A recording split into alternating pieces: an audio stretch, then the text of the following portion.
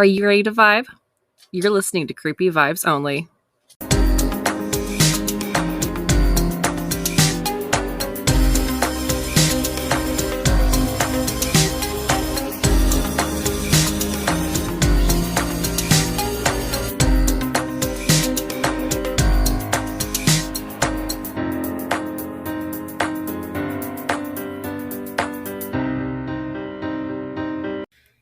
Guess who's back in the house?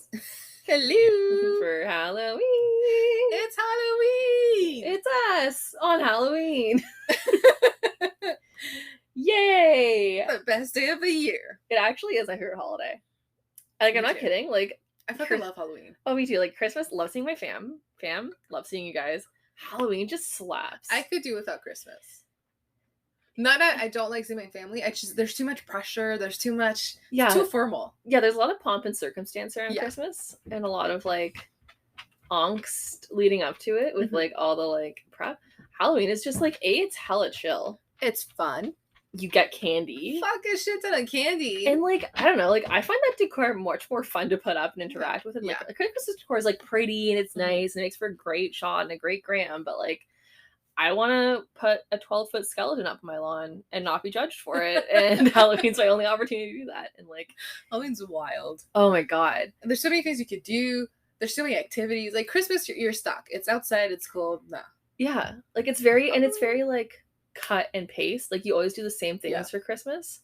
Halloween, like there's like huge parties. You get to do a different costume or the same one if you want. Like do whatever you want. Yeah, it's your Halloween. You can go to seances. Yeah. Go to haunted walks. What's the Wiccan holiday? Samhain. Yeah. I couldn't remember. Pagan. Pagan, sorry. Either way. Like it's just like All Souls Day. Mm-hmm.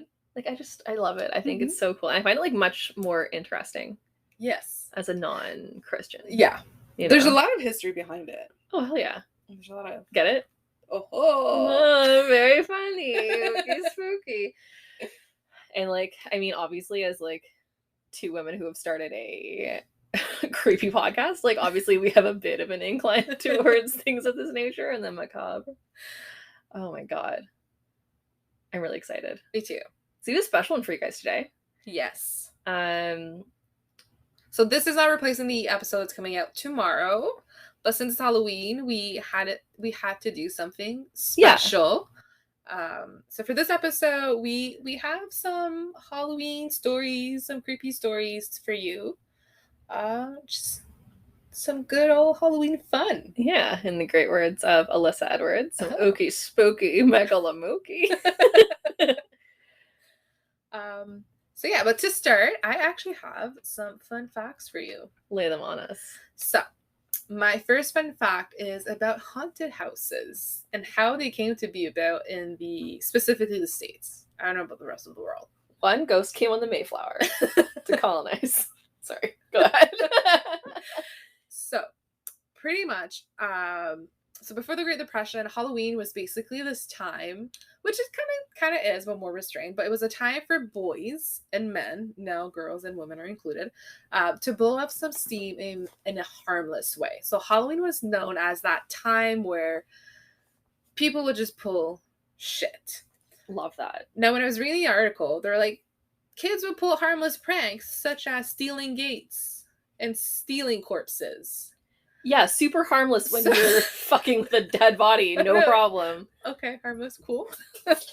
Lewis is here. So, harmless pranks. So specifically in 1879 in Kentucky, 200 boys stopped a train on its track by posing a fake stuffed body on the tracks. No big deal. No, that's not illegal, I'm sure. Cool. Yeah, very fun. So then people moved on, and we moved on to 1900, where shit got a little bit worse. Some medical students from the University of Michigan decided to steal an actual corpse from the lab and tie it to the front doors of the building. Wow, go Wolverines. Yeah. That is their team, by the way. So, then the harmless ramped up a little bit. Okay. To 1933, which was known as Black Halloween, in reference to Black Tuesday. because Okay. just fucking, it was nuts. Uh-oh. So all across the states, hundreds of teenagers, of young adults, they just went wild and rioted in the streets. Just for funsies? Just for funsies. Love They that for them. sawed off telephone poles. They flipped cars. There's vandalism everywhere. There probably was corpses were stolen. As one does on Probably, Halloween. because that was, heartless. That's what we're doing today. Stealing bodies, body snatchers. So the year, Halloween was known as Black Halloween. Year after, people just were done with it. They were scared. They wanted to boycott it. So instead of boycotting Halloween, what they've decided to do is to create a safe environment for people. Come in haunted houses. Okay. Yeah, so that's why haunted houses were created. So okay. Oh, I thought you meant like literal haunted houses. No. It's like They're like funsy ones. Okay. Like, okay, I got it. Very cool. Yeah, so that's how so they decided that's where the parties came out, like all of those fun activities we do now without stealing corpses. And that's where those came from, to prevent people from rioting. They gave them something else to do. It's like a really like toned down purge, except Yes. it's just you go to a house and a teenager jumps out in a bedsheet at you. Yeah, that's it. Also, if you go to those, don't fucking like get up in the actors' faces who are trying to make it fun. Just don't go. Yeah, Stay home. If you're a loser, stay home. Like, I don't get scared during them. Like, I've gone with Steph, and I am the person who walks ahead. I don't like it. I know. They're too close to me. Just fuck off. Don't. I'm No. always the friend who has to go at the front because I'm not scared. But I'm not shit about it. I will go. I usually try to go in the middle, and then I don't. Depending who's behind me, like I went once with my family, and my sister like was pulling on my hoodie and strangling me the entire time. I see that for her. I love that. So since then, I'm like, you know what? I'll go at the front, but then that's just there's no good position. I feel like you could put Syl at the front. I haven't gone with my mom actually. Really? I feel like your mom would be like the best person to go with. I don't know. I'm not going back. I'm not doing it. Fine, I'll go with your mom to Saunders. You don't have Sure, to come. you can do it next year. It'll be great. 10 out of 10. No. So now I'll have a blast. An icon. So that's my first fun fact for you. I love that. I actually have a second one too. Trick-or-treating. Okay. So as we mentioned, Halloween was Samhain. Well, it's still Samhain. Yeah. But it's pagan. So basically in that time, so Samhain is the day where the veil is at its thinnest. So it is believed that ghosts and stuff. Is it the same as All Souls Day? That comes in. Oh, yeah. Very intuitive. Good job, me. Okay, sorry. Continue. So basically on Samhain, it was believed that since the veil is at its thinnest, ghosts and stuff are walking around, and to protect themselves, people would dress up in costumes so that the ghosts would be confused and they would follow them home. Because they didn't know who was a ghost and who wasn't a ghost. Like, oh my god, ghosts Oh everywhere. shit, there are all of us here. What's up, ghosties? So that was the tradition, and then obviously when the Catholic Church gained popularity, they took over, started to changing up the traditions. They created All Souls Day. So All Souls Day, that's where people would go. Basically, same thing as Samhain and all that. Well, not same thing, but they're trying to replace it with All Souls Day. And what you would do is that you would go souling, and that was for poor people. Okay. So people that were poor in the community would dress up and go souling, which meant that they would knock door to door, ask for food, and then people would give them food and they would change it with prayers. So that's what souling was. Wow, no, I expected it to be like they had to go ask for souls, and I was like, what the fuck is souling? No, so they would go ask for food, they would Okay. get food, and then they would exchange prayers. I see where this is going. So Love that's where trick-or-treating. it. Yeah. So there's probably more to it as to why it changed, but it's my second fun fact of. I love it. Yeah. Did you also hate it as a child when you'd be like trick or treat and they would actually try to get you to do a trick and I'd be I like, know. just give me my fucking chocolate Like, bar. that's not part Andrew. of the deal. No, I want a bag of sour cherry lobsters and I want you to fucking let me go to the next house. I've got work to do. I'm pretty sure I would just like stare at them. I was too shy back then. I just like shut up. I would be there with my like snowsuit under my costume looking like the Michelin Man, like it's fucking -40. Give me my fucking candy. I just stare at them and then they're like, "Oh, that girl's weird." Just chuck food at her so she can leave. Just like, Gotta win. So, That's so fun. do you have... So those are my facts. I love your facts. Now I'm ready for stories. Okay, I'm gonna be telling creepypastas today. Steph and I are gonna take turns telling stories. Yeah. But the first one I'm gonna share is actually a story that I first encountered on, I think, YTV. Oh, really? I'm pretty sure it was YTV. It's either YTV or Teletoon, and one of the two. So we're Canadian, in case you didn't know. I missed that. It still exists, doesn't it? But yes, we're like not 100 years old, so yeah, it's not we don't for watch us. it. But there was this TV show that had like cartoons of like urban legends and creepy stories. Like it wasn't Are You Afraid of the Dark, and it wasn't Goosebumps. It was like a whole different show, I think. Okay. And it had like a whole whack of them, but this is one of my favorite ones. It's called The Red Spot. And I literally copied in this story from from the Scary Stories for Kids website. Also, like, what a fucking weird story for children. I mean, all of the Halloween stories are... Yeah. Like, once you review them, you're like, are you sure I should be telling this to kids? Oh, yeah. Like, so, like, Steph and I were talking about this earlier. Like, it's so weird that these are, like, aimed at for kids. Not the creepypastas, obviously, but, like, stories of the ilk that I'm about to thrust upon you guys. Because, like, they're pretty hair-raising. Yeah. Yeah. Like, there's this one... I had this book called, like, Scary Stories to Tell in the Dark. And one of the stories was literally, like, in a gist, it was about a kid having the wrong leg amputated. Like, that was, like, the whole, like, that's the synopsis of the story. And I was like, holy shit! When I was, like, 11 reading this. So I was shocked. So I have a nephew, and he just turned 1. So I went to get some, like, children Halloween books for him, for his age. And I was walking around chapters, and there's, like, legit, like, Haunted Canada kids. Yeah. Like, there's so many of, like, these, like, really creepy books, all aimed for kids. I'm like, who is buying these for their, like, little psychos? Like, no. Oh, yeah. Also, guys, if you hear heavy breathing, it is not Steph and I. It is Lewis. He is on my lap. Joined. Yeah, he's going like, so I think you guys probably just heard that when Steph was talking. It was Lewis. He was just out shouting at our neighbor dogs. He's very tired now. Yeah, and now he's just breathing quite heavily. He'll calm down a bit. Yeah, he's here, and he also gets scared of stories, so yeah, we're thinking of him. Anyways, I digress. Story time. Here is The Red Spot. So we're reading these, I think, verbatim from our sources. So here I go. One night, a young girl was sleeping in bed when a crider. Let's try that again. One night, a young girl was sleeping in her bed when a spider crawled across her face. It stopped for a few minutes on her left cheek, then it went on its way. When she woke up the next morning and looked in the mirror, she noticed a red spot on her cheek. Uh-oh. What's this? She asked her mother. It looks like a spider bite, her mother replied. You'll be Spider-Man. Your name is Peter Parker. Okay, sorry. It will go away. Just don't scratch it. Soon, the small red spot grew into a big red boil.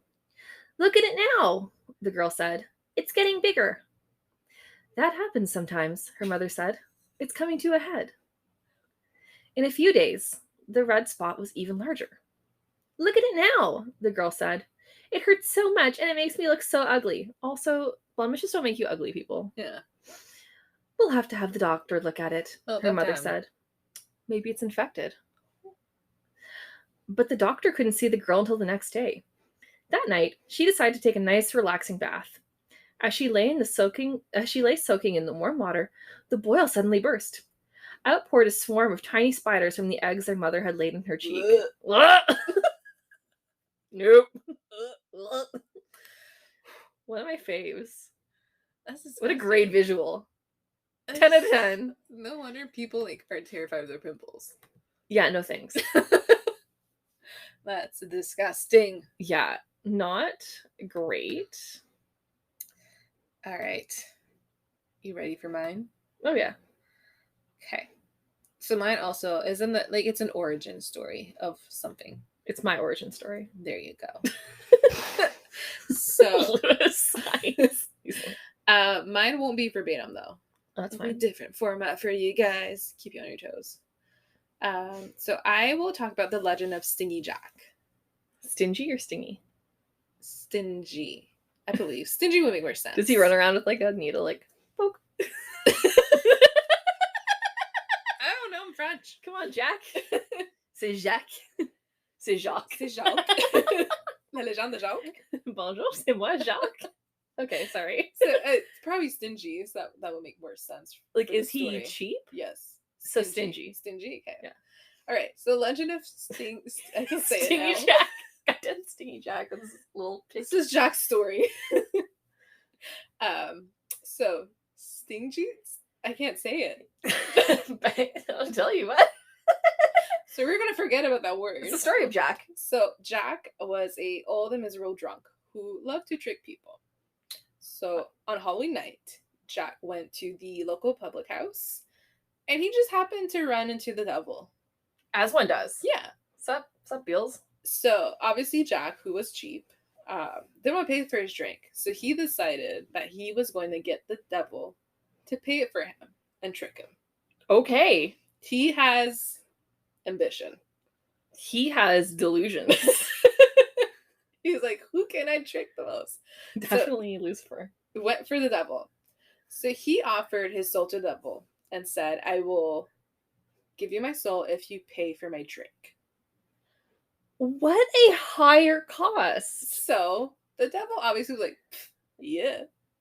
So the devil agrees, and quickly he turns himself into a sixpence to pay the bartender for the drink. As soon as he turns, Jack grabs the coin, shoves it in his pocket, where there's a silver cross next to it.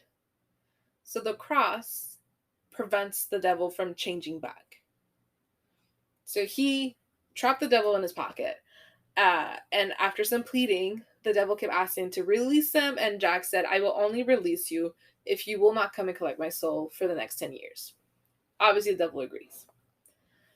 10 years come and go. Jack is walking down on this country road, and again, he just stumbles on the devil. So he tells the devil, like, yeah, it's been 10 years. Time to collect my soul. But I would really like a bite of an apple, and there happens to be a apple tree right next to him. Can you grab me an apple, please? Devil doesn't see the harm in it. He's like, yeah, there's nothing he can trap me with. So devil jumps up into the apple tree, goes to grab an apple, and then Jack quickly has some crosses with him, and surrounds the tree with some crosses. Again, trapping the devil. Poor devil's like, fuck. So, devil is trapped. There's some negotiation. And the devil agrees that he will never collect Jack's soul if he lets him go. So Jack obviously got what he wanted. Lewis has something to say on the mic. Yeah, Lewis is breathing heavily. Right in front of the mic. Let's come here. You're so weird. So reluctantly, the devil agrees. And Jack lets him go. So sorry, I am wrestling my 95-pound dog onto my lap to get him to not breathe into the mic. So that night goes. 7 years later, Jack dies.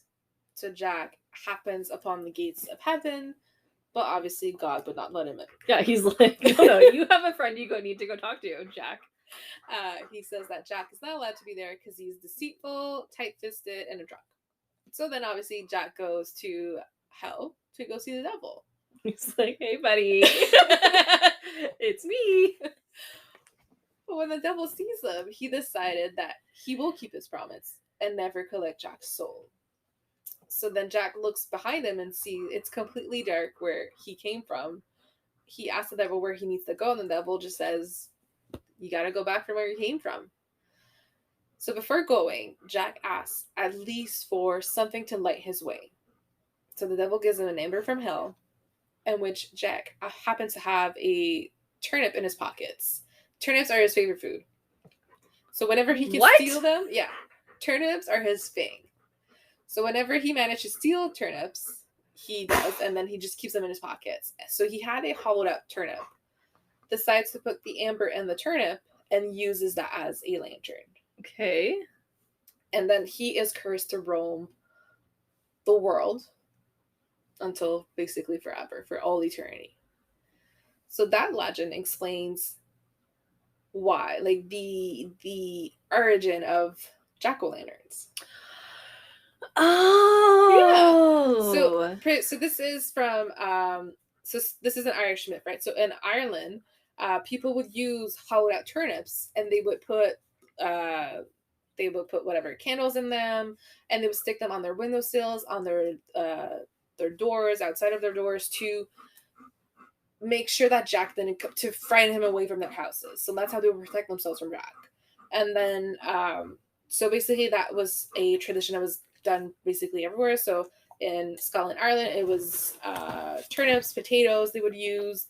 In England, they would use beets as well to do scary lanterns. And then in North America, as people immigrated to North America, they brought that tradition with them, but they found that pumpkins actually make a good lantern. I was just thinking that. I was like, the of all the sizes, like a pumpkin is like ideal to get air in for your flame. Yeah. So that's the story about why we have jack-o'-lanterns. All over a fucking beer. Yeah. This bitch couldn't pay a sixpence. Nope. And now he's cursed. Oh, yeah, stingy mingy. My goodness. Lewis, you're really vocal today. Yes. I'm not, like, I love you, but I'm not loving this. Oh, well. It's drooling on my arm. It's a nice visual. Steph gets to watch Lewis just... God, okay. Well, your turn. There we go. Okay. Lou and I are comfy. Okay, perfect. Story time! So I'm going to tell you guys the story of the Smiling Man. It is a Reddit creepypasta. Okay. And it's a first-person story, so I'm going to tell it from the first person. About 5 years ago, I lived downtown in a major city in the U.S. I mean, who isn't from the U.S. on the internet? Everyone's American. Yeah. The internet is America. Yeah. No one else. I've always been a night person, so I would often find myself bored after my roommate, who was decidedly not a night person, went to sleep. How rude. I know. It's like us. Yeah. To pass the time, I used to go for long walks and spend that time thinking, at night? Clearly, this is a man. Yeah, I was like, a femme person could never. No. Cis men, that is, man, we could never. Okay. I spent 4 years like that. 4 years. Okay. That's a lot of nights walking alone. Walking alone at night, and never once had a reason to feel afraid. Must be nice. You should see the look Steph and I are just giving each other. Like, I fucking would get Ubers from like downtown to a restaurant near my house with my friends and walk home, and it's like 200 meters, and I would feel scared at 200 meters. Yeah. I have the added danger of bears. Coyotes. Yeah. The wilderness just descending upon you at night. Jesus.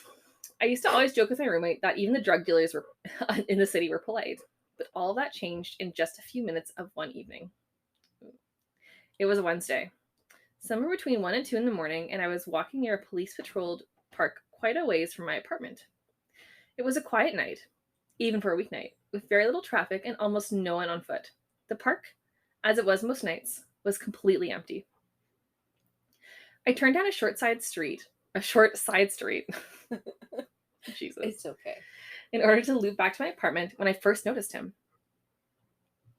At the far end of my street, on my side, was a silhouette of a man dancing. Oh. Party time. It was a strange dance, similar to a waltz, but he finished each box with an odd forward stride. I guess you could say he was dance walking, head straight for me. I would cross the damn street. Run! Be like, bye. Deciding he was probably drunk, I stepped as close as I could to the road to give him the majority of the sidewalk to pass me by. The closer he got, the more I realized how gracefully he was moving. Oh. Wow. He's a dancer. As long as he's graceful. He's a dancer. Lewis is punching Steph. The closer he got, the more I realized... Oh, no, I saw that already. Okay. He was very tall and lanky and wearing an old suit. He danced closer still until I could make out his face.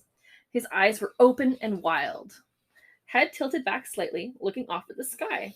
His mouth was formed in a painfully wide cartoon of a smile. Is attacking me. Lewis!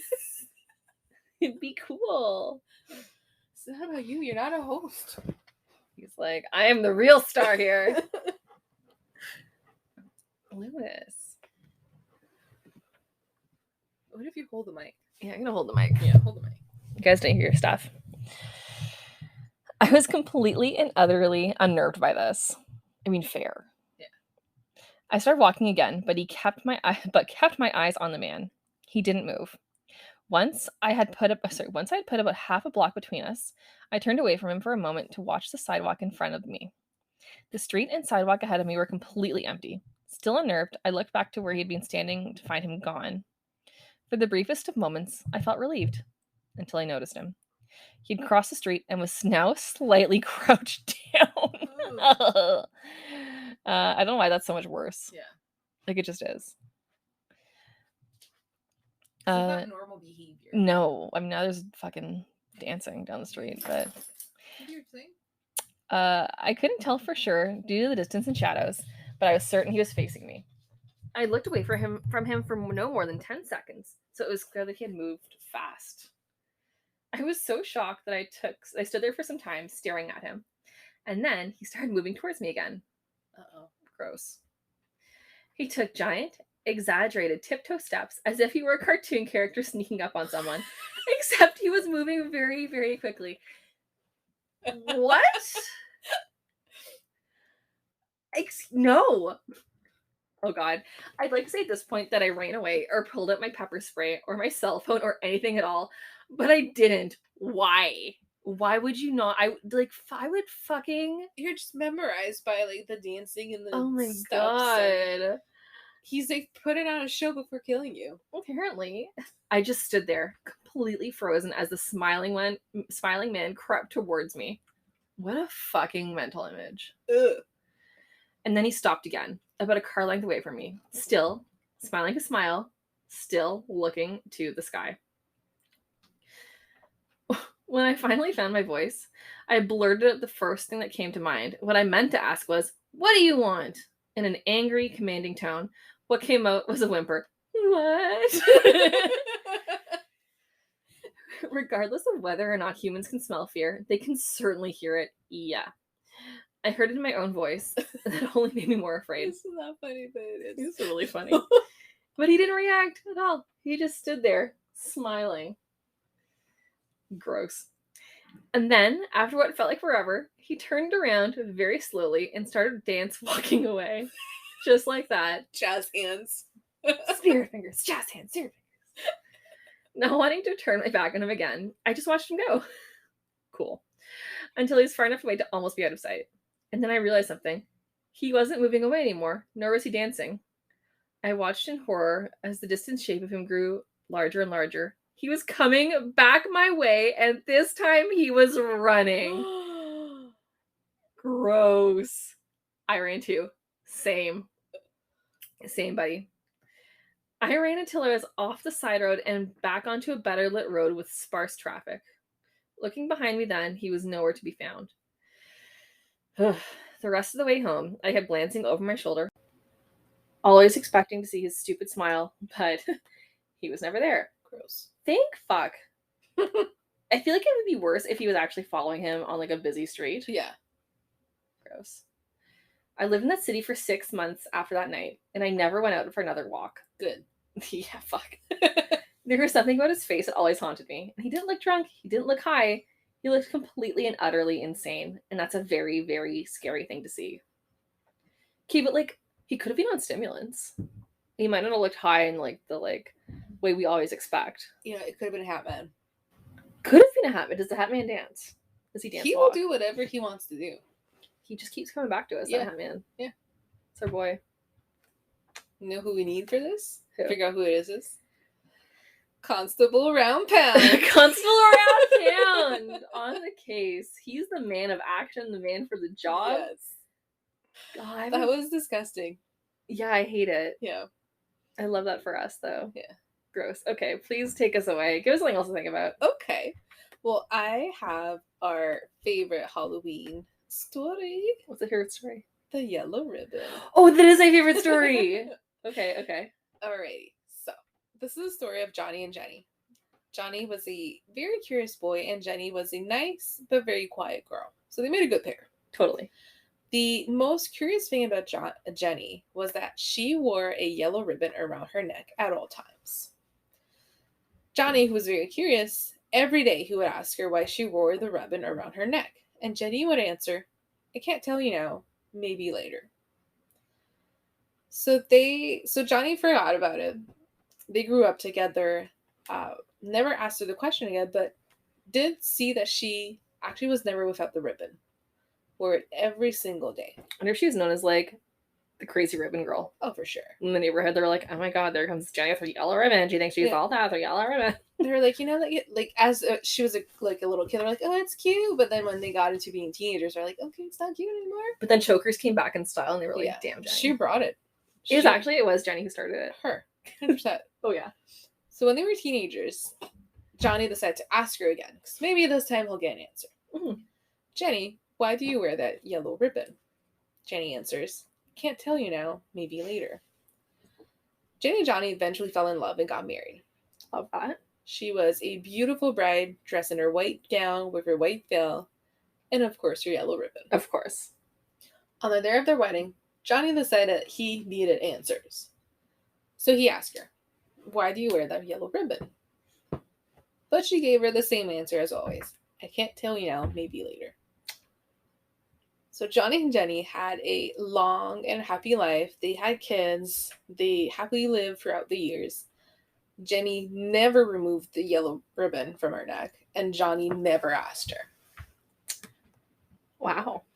One day, when they were both very old, Johnny figured that it was time. Might as well ask her again. What does he have to lose? "Why do you wear that yellow ribbon?" Jenny looked at Johnny and said, "I guess it's time to show you. If you want, you can untie it." Johnny's hand trembled as he reached for the ribbon. Slowly, he pulled the ends of the ribbon away from Jenny's neck, and to his horror, as he pulled the ribbon off of her neck, her head fell off and rolled away from him. Gross. Okay, but like, how much would that ribbon stink if she wore it for years? Like, presumably she bathed, she swam. Yeah. But like, wouldn't it get like... I mean, this girl, her head is like not attached. I mean, yeah, let's talk about realistic things. I don't think hygiene was, top tissue or not top tier. Top tissue, gross. Top tier issue. Isn't this your favorite kid story? Because this is a kid story. Yeah, very appropriate for children. Hey kids, by the way, you cut something off, just get some ribbon. Yeah, it's fine. Also, they'll fix it. People without heads can live. You don't need heads to be attached. No big deal. It's not like a mortal wound. It's it's hopeful. Gross. I hate that. I mean, it's my favorite. It's my favorite story. It's my favorite like urban legends. Yeah, it's a good one. So my part is done. I don't have any more stories for you guys. I have one last one, but it's my fave. Exciting. This is one that we could like realistically do like a whole episode on, just talking about. Okay. And it's one that I'm sure like a lot of our listeners are familiar with. Okay. And it's also not real. It's from the Creepypasta website. I know that like we've been going for like truth only with the last ones. Yes. But it's the Russian sleep experiment. Oh, very cool. So I'm gonna read it verbatim from the Creepypasta. Okay. So thank you to Creepypasta Wiki and creepypasta.com for my stories. Don't sue me. This is my paranoia. Litigation freaks me out. Okay. So Russian sleep experiments. Russian researchers in the late 1940s kept 5 people awake for 15 days using an experimental gas-based stimulant. They were kept in a sealed environment to carefully monitor their oxygen intake so the gas didn't kill them since it was toxic in high concentrations. This was before closed-circuit cameras. They only had microphones and a 5-inch thick glass. Wow, sorry, I'm having a stroke. It's okay. It's Halloween. The spirits are taking over. Yeah. Spirits have possessed my body. Okay, so recapping. This is before closed CCTV. So they only had microphones and 5-inch thick glass porthole-sized windows into the chamber to monitor them. So, little windows. Okay. Also, 5-inch thick glass. That's really fucking thick. They knew. Seems excessive. Fuck that gas. We're not getting it. Gross. So the chamber was stocked with books, cots to sleep on, but no bedding, running water, and toilet, and enough dried food to last all 5 for over a month. The test subjects were political prisoners deemed enemies of the state during World War II. Everything was fine for the first 5 days, and the subjects hardly complained, having been promised falsely that they would be freed if they submitted to the test and did not sleep for 30 days. Their conversations and activities were monitored, and it was noted that they all continued to talk about increasingly traumatic incidents in their past, and the general tone of their conversations took on a darker aspect after the 4-day mark. I mean, good that they were sharing their trauma. Yeah. It's a good thing to work through. Yeah. After 5 days, they started to complain about the circumstances and events that led them to where they were and started to demonstrate severe paranoia. They stopped talking to each other and began alternatively whispering into the microphones and one-way mirrored portholes. There's the fucking bitch. Yeah. Hey, listen, Alphonse? Fuck that guy. Sucks. Fucking stand him. Yeah. You see Mike?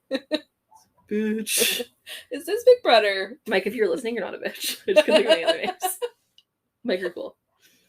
Oddly, they all seemed to think they could win the trust of the experimenters for turning on their comrades, the other subjects in captivity with them. At first, the researchers suspected this was an effect of the gas itself. Ellipses. Oh. After 9 days, the first of them started screaming. Oh, shit. He ran the length of the chamber, repeatedly yelling at the top of his lungs for 3 hours straight. So why didn't no one knock him out? I know. He continued attempting to scream, but was only able to produce occasional squeaks. Oh, but no. The researchers postulated that he had physically torn his vocal cords. Also, this is base level evil. Yeah. But, and that shit hurts. Yeah. I've hurt my vocal cords. Me too. At work. I've heard them after, when I was in a singing, I did, singing classes, and we were doing, a few concerts. And I did, damage them at one point because it was too much. Fucking hurts, man. Yeah, man. Mine was lifeguarding. I was just yelling at kids. Shitty kids. Not always shitty. Sometimes. Stop running! There's more adults. They're the worst. Man, go back to the story. Anyways, the most surprising thing about his behavior is how the other captives reacted to it. Or, rather, didn't react to it. Wow. Yeah. Talk about being able to tune people out. They continued whispering to the microphones until the second of the captives started to scream. The 2 non-screaming captives took the books apart, smeared each page with their own feces, and then pasted them calmly over the glass portholes. That's disgusting. The screaming promptly stopped. So did the whispering to the microphones. Who knew that you could use poo as glue? Sorry, that's gross. I can't help myself. After 3 more days passed, the researchers checked the microphones hourly to make sure they were working. Since they thought it was impossible that no sound could be... 3 days? 3 days. Okay. This is the epitome of scientific prestige. Jesus. God. After 3 more days, the researchers checked the microphones hourly to make sure they were working, since they thought it was impossible that no sound could be coming with 5 people inside. That makes sense, too. The oxygen consumption in the chamber indicated that all 5 must still be alive. Oh. In fact, it was the amount of oxygen 5 people would consume at a very heavy level of strenuous exercise. I'm just imagining them all doing jumping jacks all day. Or a fucking orgy. Ew. Not with the feces pages. Hey, at that point, they don't care anymore. They've talked about things, they've bonded, exactly. And now they're boning. On the morning of the 14th day, the researchers did something they said they would not do to get a reaction from the captives. They used the intercom inside the chamber, hoping to provoke any response from the captives they were afraid were either dead or vegetables. They announced, "We are opening the chamber to test the microphones. Step away from the door and lie flat on the floor, or you will be shot. Compliance will earn one of you your immediate freedom." To their surprise, they heard a single phrase in a calm voice response. "We no longer want to be freed." Gross. So gross. Debate broke out among the researchers and the military forces funding the research. Unable to provoke any more response using intercom, it was finally decided to open the chamber at midnight on the 15th day. Why midnight? Because it's spooky time. This is a spooky story. This chamber was flushed of the stimulant gas and filled with fresh air, and immediately voices from the microphones began to object. 3 different voices began begging, as if pleading for the life of loved ones, to turn the gas back on. The chamber was opened, and the soldiers sent in to retrieve the test subjects. They began to scream louder than ever, and so did the soldiers when they saw what was inside. 4 of the 5 subjects were still alive. Wow, 1 died. Although no one could rightly call the state of any of them in life. The food rations past day 5 had not so much as been touched. There were chunks of meat from the dead test subjects' thighs and chest stuffed into the drain in the center of the chamber, blocking the drain and allowing 4 inches of water to accumulate on the floor. Precisely how much of the water was actually blood was never determined. All 4 surviving test subjects also had large portions of muscle and skin torn away from their bodies. I'm sorry, I know how you hate flesh.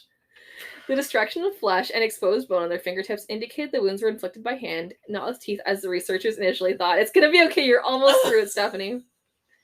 Closer examination of the position and angles of the wounds indicated that most, if not all of them, were self-inflicted. I need you to be okay with what's gonna happen next. Oh no! I'm worried curl up in a ball. That's all more I can do. I'm so sorry. Oh no! The abdominal organs below the rib cage of all 4 test subjects had been removed. While the heart, lungs, and diaphragm remained in place, the skin and most of the muscles attached to the ribs had been ripped off, exposing the lungs through the rib cage. All the blood vessels and organs remained intact. They had just been taken out and laid on the floor, fanning out around the eviscerated but still living bodies of the subjects. The digestive tract of all 4 could be seen to be working, digesting food. It quickly became apparent that what they were digesting was their own flesh they had ripped off and eaten over the course of days. I'm sorry how you hate cannibalism. I'm sorry. This is just like a wild ride. Stephanie, I mean, you guys can't see Stephanie, but she is like physically not okay. Also emotionally. Okay. Continue. I'm sorry, Lewis. Most of the soldiers are Russian special operatives at the facility, but still many refused to return to the chamber to remove the test subjects.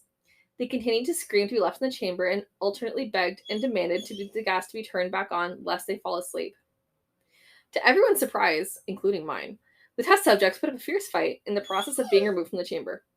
One of the Russian soldiers died from having his throat ripped out, another was gravely injured by having his testicles ripped off, and an artery in his leg severed by one of the subject's teeth. Another 5 of the soldiers lost their lives, if you count the ones that died by suicide in the weeks following the incident. In the struggle, one of the 4 subjects had his spleen ruptured and he bled out almost immediately. The medical researchers attempted to sedate him, but this proved impossible. He was injected with more than 10 times the human dose of a morphine derivative and still fought like a cornered animal, breaking the ribs and arms of one doctor. Oh my god. When heart was seen to beat for a full 2 minutes after he had bled out to the point where he was more air in his vascular system than blood. Jesus. Even after it stopped, he continued to scream and flail for another 3 minutes. Okay, that's not. I mean, none of this is realistic. That's especially not realistic. You cannot stop and scream when your heart is not pumping. You never know. It's Halloween. Okay. Anything's possible on this special day. If there's a doctor listening, please tell us. Ashley, Sam, please advise. Struggling to attack anyone in reach and just repeating the word "more" over and over, weaker and weaker, until he finally fell silent. Lewis is extremely upset. So am I, Lou. So am I. The surviving 3 test subjects were heavily restrained and moved to a medical facility. The 2 with intact vocal cords continuously begging for gas, demanding to be kept awake. The most injured of the 3 was taken to the only surgical operating room that the facility had. Meanwhile, aren't there all their fucking organs out of their bodies? Oh my god. Yeah. In the process of preparing the subject to have his organs placed back within his body, it was found that he was effectively immune to sedative that they had given him to prepare for the surgery. He fought furiously against his restraints when the anesthetic gas was brought out to put him under. He managed to tear most of the way through a 4-inch wide leather strap on one wrist, even though the weight of a 200-pound soldier was holding that wrist as well. Oh my god. It took only a little more anesthetic than normal to put him under, and the instant his eyelids fluttered and closed, his heart stops. In the autopsy of the test subject that died on the operating table, it was found that his blood had tripled the normal level of oxygen. His muscles that were still attached to his skeleton were badly torn, and he had broken 9 bones in his struggle to not be subdued. Most of them were from the force his own muscles had exerted on them. The second survivor had been the first of the group of 5 to start screaming. His vocal cords destroyed, he was unable to beg or object to surgery. He only reacted by shaking his head violently in disapproval when anesthetic gas was brought near him. He shook his head yes when someone suggested, reluctantly, they try the surgery without anesthetic and did not react for the entire 6-hour procedure of replacing his abdominal organs and attempting to cover them with what remained of his skin. The surgeon presiding stated repeatedly that it should be medically possible for the patient, or it should be medically impossible for the patient to still be alive. One terrified nurse assisting the surgery stated that she had seen the patient's mouth curl into a smile several times whenever his eyes met hers. Ugh! Maybe he just wanted a friend. Well, she doesn't want a friend. She's fine. She's cool. She's like, oh, thanks. Not because he smiles at her that she needs to be his friend, okay? That's true. Ladies, she's paid to do her job. Yeah. People, you don't have to smile. You don't have to. You don't. I'm going to stay here behind this chair. Yeah, Steph's like fully hiding behind a piece of vinegar. We have like pages more. Holy it's gonna be okay. I know. We're gonna get through this stuff. Oh, I don't know. It's gonna be okay. When the surgery ended, the subject looked at the surgeon and began to wheeze loudly, attempting to talk while struggling. Assuming that this must be something of drastic important, the surgeon had a pen and pad fetched so the patient could write his message. It was simple. Keep cutting. The other 2 test subjects were given the same surgery, both without anesthetic as well, although they had to be injected for a paralytic for the duration of the operation. The surgeon found it was impossible to perform the operation while the patients laughed continuously. Okay. Once paralyzed, the subjects could only follow the attending researchers with their eyes. The paralytic cleared the system in an abnormally short period of time, and they were soon trying to escape their bonds. The moment they could speak, they were asking again for the stimulant gas. The researchers asked why they had injured themselves, why they had ripped out their own guts, and why they wanted to be given the gas again. Only one response was given. I must remain awake. No, you must not. Nay. All 3 subjects' restraints were reinforced, and they were placed back into the chamber awaiting determination as to what should be done with them. The researchers, facing the wrath of their military benefactors for having failed the stated goals of their project, considered euthanizing the surviving subjects. The commanding officer, a former KGB agent, instead saw potential and wanted to see what would happen if they were put back on the gas. The researchers strongly objected, but were overruled. In preparation for the seal to be sealed again in the gas chamber, the subjects were connected to an EEG monitor and had their restraints padded for long-term confinement. To everyone's surprise, all 3 stopped struggling the moment it was let to slip that they were going back on the gas. It was obvious at this point that all 3 were putting a great struggle to stay awake. One of the subjects that could speak was humming loudly and continuously. The mute subject was straining his legs against leather bonds with all his might, first left, then right, then left again for something to focus on. The remaining subject was holding his head off his pillow and blinking rapidly. Having been the first to be wired for EEG for most of the researchers were monitoring his brain in surprise. They are normal most of the time, but sometimes flatlined inexplicably. It looked as if he was repeatedly suffering from brain death before turning to normal. As they focused on paper scrolling out the brainwave monitor, only one nurse saw his eyes slip shut at the same moment his head hit the pillow. His brainwaves immediately changed to that of a deep sleep, and then flatlined for the last time as his heart simultaneously stopped.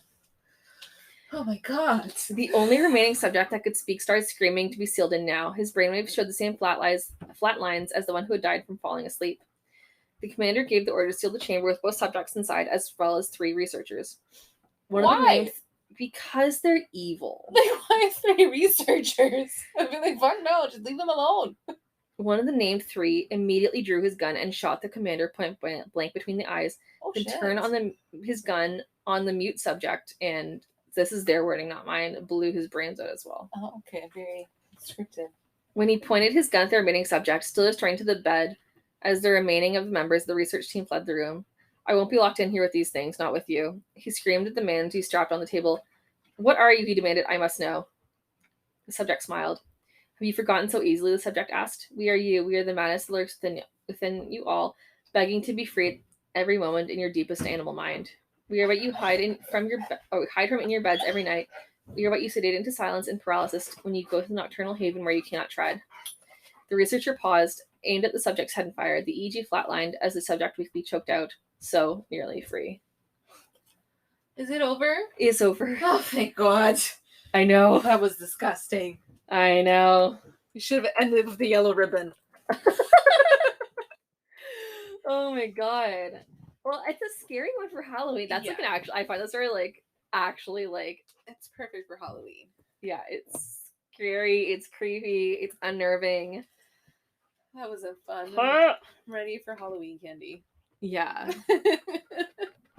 Well, guys, happy Halloween. Yes, Keep we it hope you liked our spooky. special episode for you guys. Yeah, we worked very hard on it. We love you guys. Happy Yes. Halloween. And we'll see you tomorrow, actually. Yeah, let us know what your costumes are. We're very curious. Yeah, send us pictures. We'll Yeah. post Something. yeah. It'll be like a fun We'll figure segment. something out. Don't you worry. Okay. Keep it creepy. Bye. Bye. Thank you for listening to Creepy Vibes Only. You can find us on Instagram, Twitter, and Facebook by searching for Creepy Vibes Only Podcast. We absolutely appreciate and love your support, and you can do so by leaving a review on Apple Podcasts and subscribing to the show wherever you listen. If you wish to get in touch with us, you can send us an email at cvopodcast@gmail.com or leave us a voice message on our podcast's page on Anchor. We will talk to you in 2 weeks. Bye.